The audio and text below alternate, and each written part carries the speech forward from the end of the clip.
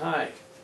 Last time I spoke about word intonation, and now I want to talk about sentence intonation. Sentence intonation, what's that? Well, it's the same as rhythm. We all know that music, there's rhythm in music. There's a different beat according to the type of music. We know in poetry there's rhythm, but also in spoken English there should be rhythm. Otherwise we speak like a robot. Do you know what I mean? It's very difficult to listen to someone who speaks like a robot. So in English, rhythm is very important to make your English sound natural. Alright? You won't study this in a book. You won't study this by studying grammar. You get to improve this part of your English by listening a lot and hearing how native speakers, what intonation, what rhythm they use. Just to give you one example about rhythm in poetry, this is a poem by Shakespeare, sonnet number 57. Excuse me. I think I need water. Yeah, I need water. Just a second.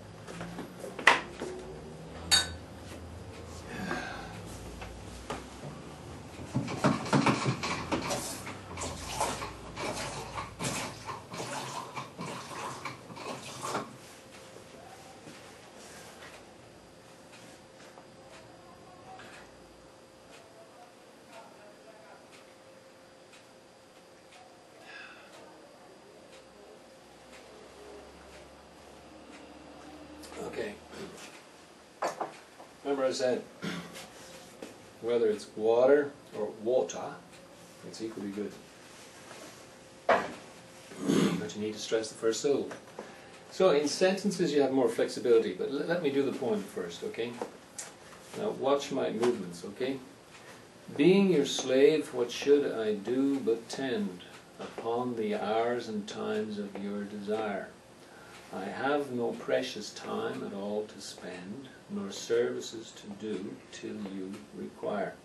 Nor dare I chide the world without end hour, whilst I, my sovereign, watch the clock for you. Nor think the bitterness of absence sour, when you have bid your servant once adieu. Nor dare I question with my jealous thought, where you may be, or your affairs suppose. But like a sad slave, stay and think of naught, save where you are, how happy you make those. So true a fool is love, that in your will, though you do anything, he thinks no ill. The last two lines have a different rhythm. But you get the idea. There's a regular rhythm, a regular beat, a regular... Okay? So, that's poetry. But in English, spoken English, we have the same idea.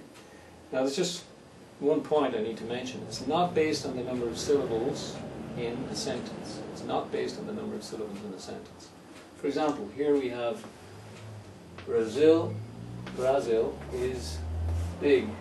Okay, 1, 2, 3, 4. 4 syllables, right? Next sentence. Brazil is bigger than Japan. 1, 2, 3, 4, 5, 6, 7, 8. 8 syllables. And this sentence here, Brazil is one of the biggest countries in the world. We have 1, 2, 3, 4, 5, 6, 7, 8, 9, 10, 11, 12, 13 syllables. Right. Now, if we were to stress each syllable equally, like in Japanese, arigato, this sentence would be much longer than this one, right? But actually, in spoken English, what we do is we don't have many stress points, what we call stress points. For example, listen to this. Brazil is big. Brazil is big. Okay, we got 2 stress points. Brazil, I'll do it this way. No. Brazil is big, right? We don't say Brazil is big. We don't stress each syllable equally. Brazil is big. Okay? Next sentence. Brazil is bigger than Japan. Brazil is bigger than Japan. So even though we have 8 syllables here, twice the number of syllables, the stress points are 3. That's the most natural, right? Brazil is bigger than Japan. Brazil is bigger than Japan. Brazil is bigger than Japan. Oh, sorry, it's not Japan, okay, it's Japan. Take care of that. Brazil is bigger than Japan. 3 stress points, okay? 3. Now here we've got 13 syllables. How would you say this? Well, let's see, let's try. Brazil is one of the biggest countries in the world. Brazil is one of the biggest countries in the world. Brazil is one of the biggest countries in the world. How many is that? Brazil is one of the biggest countries in the world. 5 stress points. Okay. Or there's another option. Brazil is one of the biggest countries in the world. Brazil is one of the biggest countries in the world. Brazil is one of the biggest countries in the world. You could also give it 4 stress points. It's flexible, it's up to you, but you gotta have that kind of rhythm. Brazil is one of the biggest countries in the world. If you put more emphasis on countries, then, and you leave out this part here, you stress the countries rather than biggest, then you would have 4 stress points in the sentence. Okay, so what happens to the other ones between the stress points? This is the first stress point. Brazil is one of them. Okay, one of them. One of them becomes like one word, yeah? It runs together. Because if you stress one, then the other ones get compacted, if you like. It's called lesion, the technical term.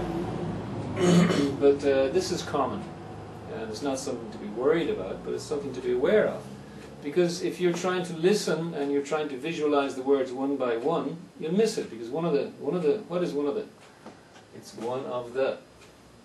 There's a game that you can play. I used to play with my kids when they were younger, and it goes like this.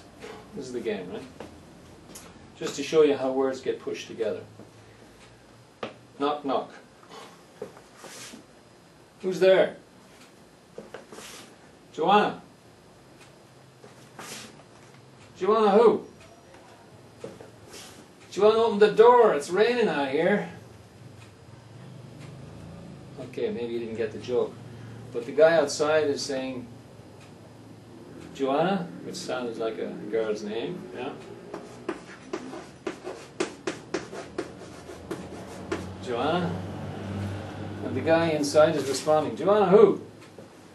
And then he says, do you want to open the door? Do you want to open the door? It's raining out here. Do you want to? Do you want to? Joanna. Joanna. Do you want to becomes Joanna. Okay, you get the idea, Joanna? Okay, this is it's not slang, but it's a lesion. It's a contraction which naturally happens because the main stress point is the important one, so the other words, they run together. This is something you won't get from studying textbooks, but it's something you will naturally get if you watch a lot of movies, or watch a TV series, if you listen to a lot of native speakers just speaking normally. And this is the only way you'll improve your spoken English. You won't improve your spoken English by studying grammar or by doing your exercises in the book. So just bear this in mind, okay? So, in conclusion, this is not something to get worried about, but it's something you will naturally pick up the more you listen. Okay? So, I'll leave it there for today, and I'll be back with another tip to improve your English soon. Okay? Thanks for listening.